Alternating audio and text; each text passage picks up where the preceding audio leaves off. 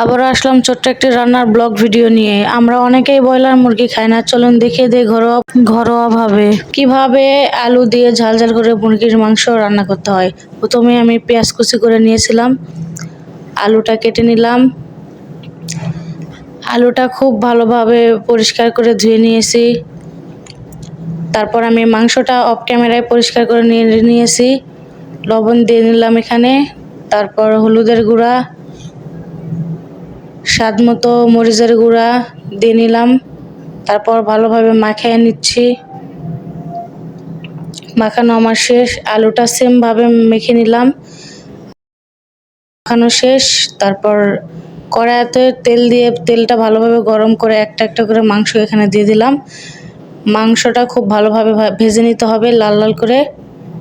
আমার মাংসটা প্রায় ভাজা হয়ে গেছে, আমি মাংসটা এখন উঠিয়ে নিব। আর মাংসটা উঠানো হয়ে গেছে। তারপর আবারও গরম তেলে সেমভাবে আলু আমি দিয়ে দিলাম।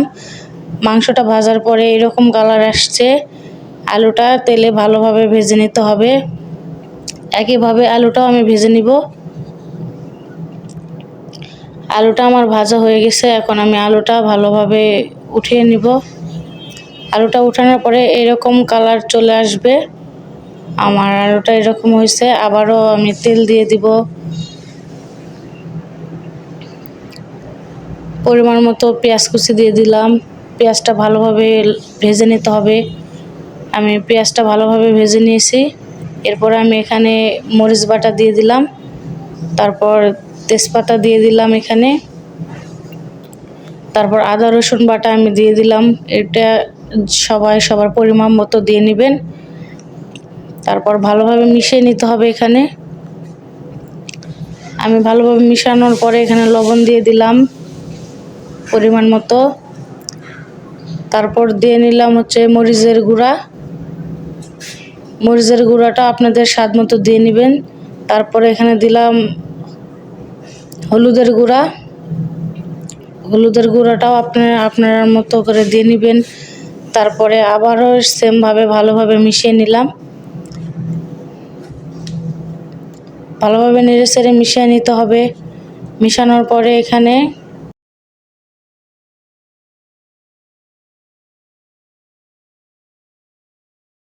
পানি দিয়ে দিলাম। পানি দেওয়ার পরে একটু ভালোভাবে নেড়েচেড়ে মিশিয়ে নিতে হবে।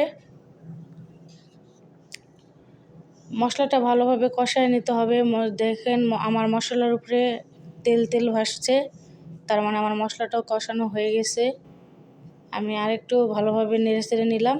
দেখেন মশলাটার কালার কীরকম আসছে। তারপর আমি মাংসটা দিয়ে দিলাম এখানে।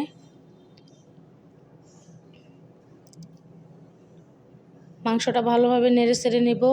তারপর আমি আলুটাও এখানে দিয়ে দিলাম।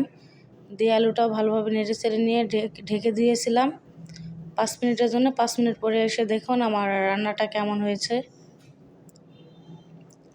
তারপর আবারও আমি ভালোভাবে এখানে নেড়েচেড়ে পানি দিয়ে দিলাম।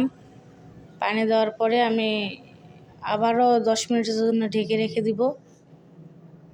আমার 10 মিনিট হয়ে গেছে। আবারও দেখেন আমার রান্নাটা এরকম আসছে কালার। আবারও ঢেকে দিব।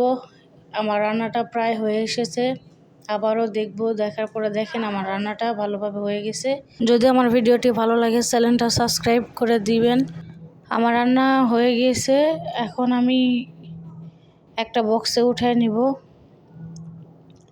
দেখেন আমার রান্নাটার কালার এরকম আসছে, অনেক সুন্দর একটা কালার হয়ে গেছে। একবার হলেও বাসায় ট্রাই করে দেখবেন সবাই।